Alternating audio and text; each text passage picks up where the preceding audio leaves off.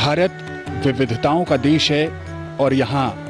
जब किसी का स्वागत किया जाता है तो राम राम जी कहा जाता है। और माननीय प्रधानमंत्री राष्ट्रीय स्वयंसेवक संघ के प्रमुख मोहन भागवत उनके पीछे मंच पर, उत्तर प्रदेश की राज्यपाल उनके साथ हैं आदरणीय उत्तर प्रदेश राज्य की राज्यपाल आनंदीबेन पटेल आनंदी बहन जी और श्री राम जन्मभूमि तीर्थ महंत ट्रस्ट जी के महंत जी हमारे प्रधानमंत्री नृत्य जी गोपाल के दास स्वागत जी के लिए मंच पर थे और लोगों ने खड़े होकर अभिवादन किया सबको प्रधानमंत्री प्रणाम कर रहे नरेंद्र मोदी हैं। का। और प्रधानमंत्री नरेंद्र मोदी स्वयं वहां पर श्रद्धावनत हैं संत समाज के सामने, अपना कोटि कोटि राष्ट्र आसन के सामने। ग्रहण करने की और प्रधानमंत्री कृपा करें। नरेंद्र मोदी के साथ इस समय मंच पर विराजमान हो रहे हैं कितने राष्ट्रीय स्वयंसेवक के सरसंघ चालक मोहन भागवत जी, भारत के उत्तर लिए प्रदेश के कितने मुख्यमंत्री भाग्य सौभाग्य योगी का आदित्यनाथ विषय जी, है। उत्तर प्रदेश की राज्यपाल आनंदीबेन पटेल और श्री राम जन्मभूमि तीर्थ क्षेत्र के अध्यक्ष महंत नृत्य गोपाल दास जी महाराज। ये विलक्षण क्षण। और अब मैंने पहले भी कुछ ही याद क्षण दिलाया, बाद प्रधानमंत्री नरेंद्र मोदी संत समाज को अयोध्या में पहुंचे हुए और साथ ही साथ समूचे राष्ट्र को 14 जनवरी उद्बोधन 1992 करेंगे, को संबोधन नरेंद्र करेंगे। भाई मोदी कन्याकुमारी से श्रीनगर के लाल चौक पर झंडा फहराने के लिए डॉक्टर मुरली मनोहर जोशी के साथ थे, उस यात्रा के प्रमुख थे और वो अयोध्या में पधारे थे। जानकी महल में उन्होंने रात्रि निवास किया था 14 जनवरी 1992। और आज ये ठीक संभवतः 28 साल पूरे होने के बाद तब का दृश्य उनकी आंखों में होगा, उसको उन्होंने बदलने की परिस्थितियां पैदा कर दी। हम प्रधानमंत्री महोदय देश की 36 आध्यात्मिक परंपराओं के संत महापुरुष यहाँ उपस्थित हैं। मैं नाम तो नहीं गिनाता, लेकिन संपूर्ण भारत का भूगोल आपके सम्मुख उपस्थित है। 36 परंपराओं के लगभग 140 संत यहाँ हैं। कार्यकर्ता वर्ग तो बहुत थोड़ा है और सारे दिशा निर्देशों का पालन करने का प्रयास किया गया। सबकी ओर से एक बार मैं पुनः आपका हार्दिक स्वागत करता हूं और मैं माननीय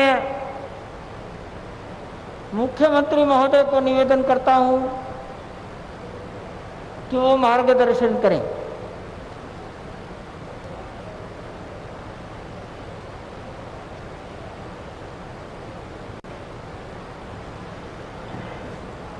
जय जय श्री राम।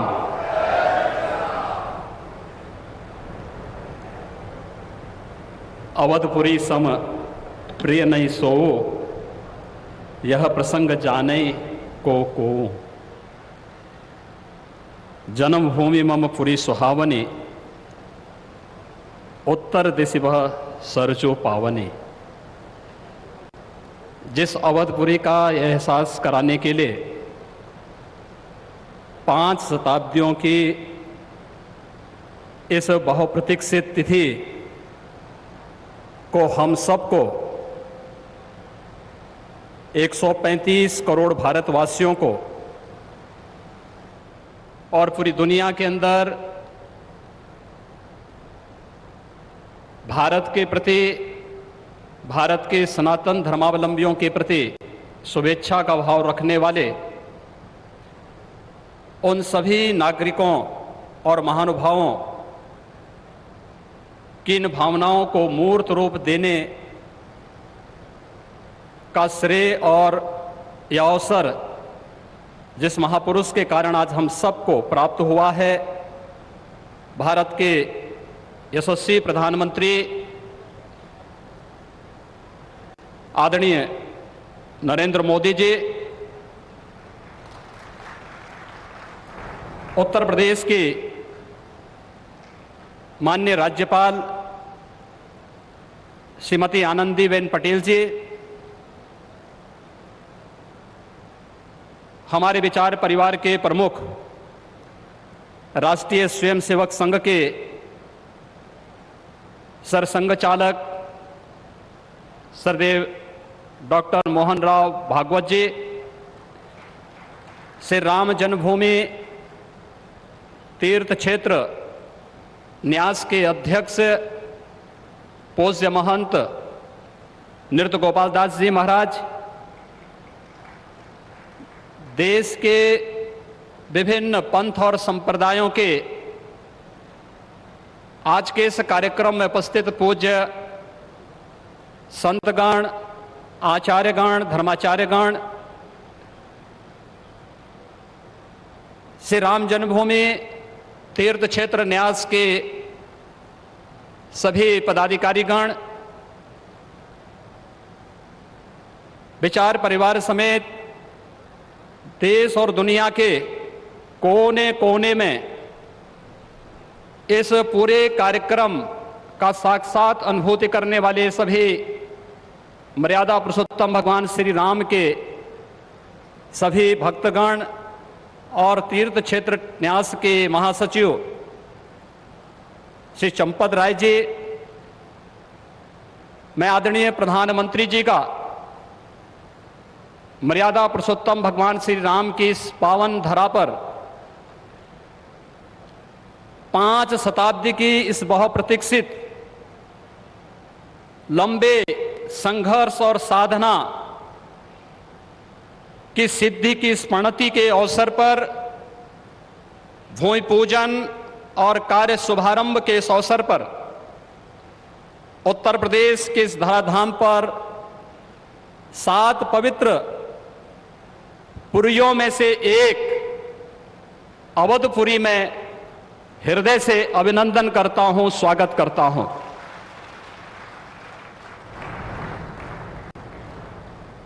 पांच 500 वर्षों का एक लंबा बड़ा और कड़ा संघर्ष, साधना, लेकिन भारत के लोकतांत्रिक मूल्यों,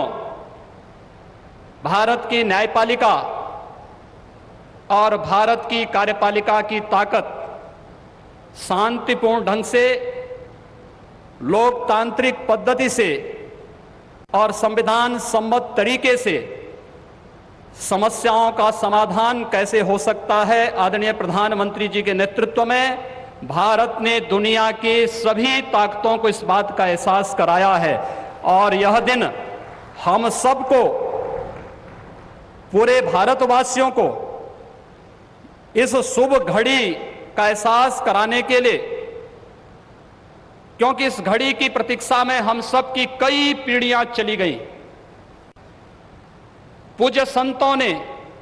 अनेक महापुरुषों ने, अनेक वीरांगनाओं ने अपना बलिदान दिया और वे एक ही तमन्ना लेकर के कि अपनी आंखों के सामने ब्रह्मांड नायक मर्यादा पुरुषोत्तम भगवान श्री राम के भव्य मंदिर के निर्माण के कार्य को हम अपनी आंखों के सामने देख सकें। लेकिन संघर्ष चलता रहा, साधना चलती रही, अनवरत ये कार्यक्रम चलते रहे, लेकिन लोकतांत्रिक मूल्यों और आदर्शों की रक्षा करते हुए संविधान सम्मत तरीके से, शांतिपूर्ण तरीके से इसका समाधान का मार्ग निकल सकता है। आदरणीय प्रधानमंत्री जी की सूझबूझ और दूरदर्शिता के कारण आज पूरे भारतवासियों को यह गौरव की क्षण का अवसास होने का अवसर प्राप्त हुआ है। मैं इसलिए उनका आज के इस अवसर पर हृदय से अभिनंदन करता हूं, उनका हृदय से स्वागत करता हूं। भाइयों बहनों, हम सब गौरवान्वित हैं इस बात को लेकर के कि अवधपुरी के बारे में जो सपना हम सब ने देखा है, मुझे लगता है कि उस बात का एहसास 3 वर्ष पहले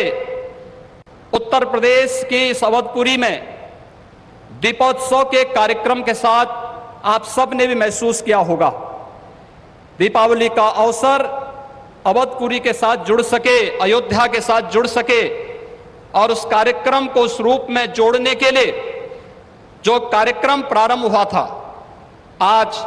उस कार्यक्रम की सिद्धि के रूप में आदरणीय प्रधानमंत्री जी के कर कमलों से इस अवसर पर श्री राम जन्मभूमि के भव्य और दिव्य मंदिर के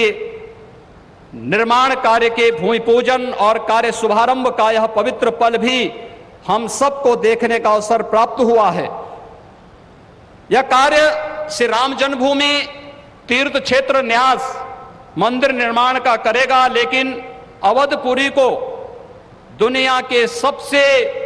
वैभवशाली और सबसे समृद्धशाली नगरी के रूप में भौतिक विकास की दृष्टि से सांस्कृतिक परंपरा को क्षुण्ण बनाए रखते हुए आगे बढ़ाने के संकल्प के लिए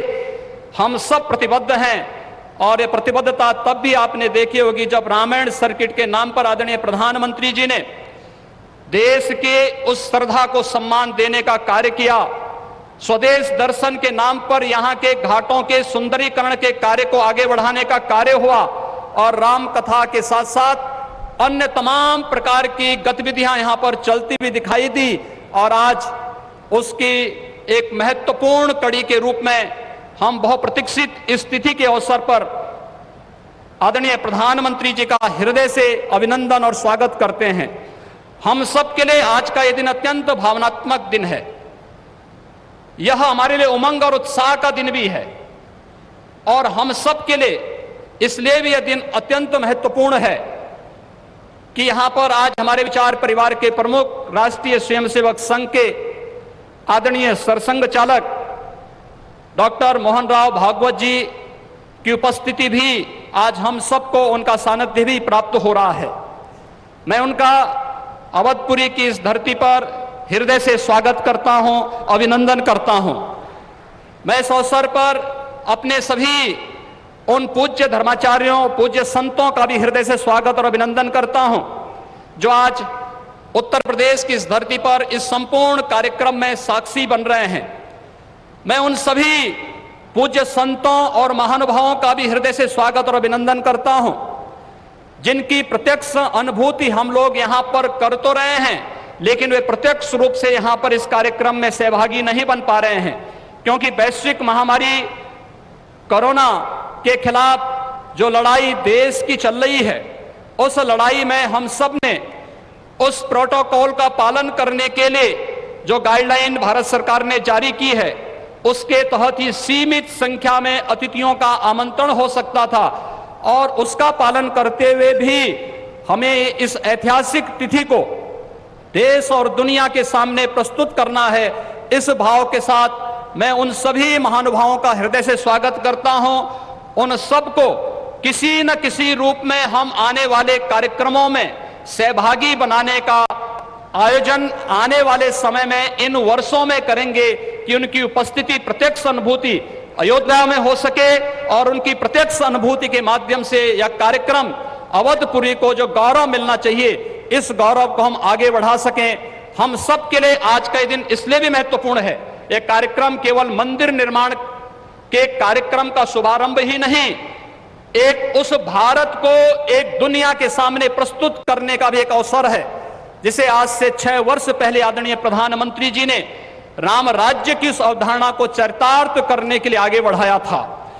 जिसमें किसी के साथ न जाति के नाम पर, न क्षेत्र के नाम पर, न भाषा के नाम पर